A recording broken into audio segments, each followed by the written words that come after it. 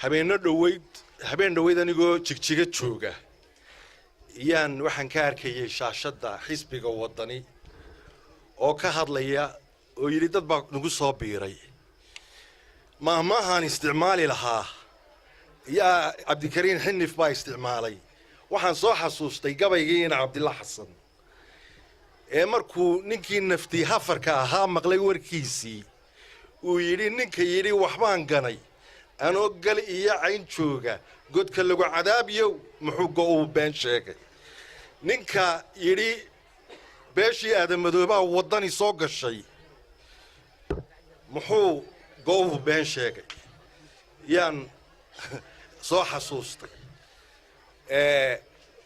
xafladan quruxda badan horta marka hore waxaan u mahadnaqayaa intii soo agaasintay waa runtii qurux bilic leh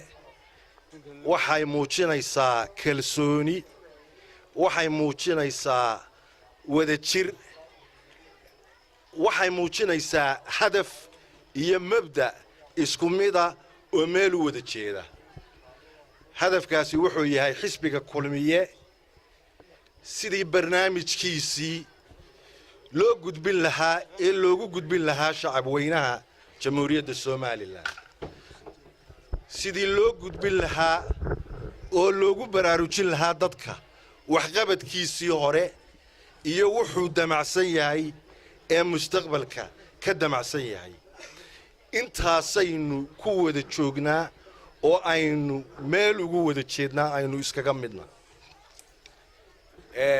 waxaan u malaynayaa bulshada reer Soomaaliland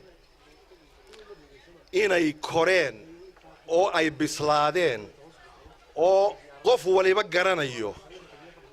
beel walba waa laga helayaa in gooni u baxday iyo in seeraara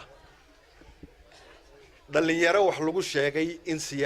wax loo sheegay oo la kaxaystay in siyaasad laga dayo ama magaca reerka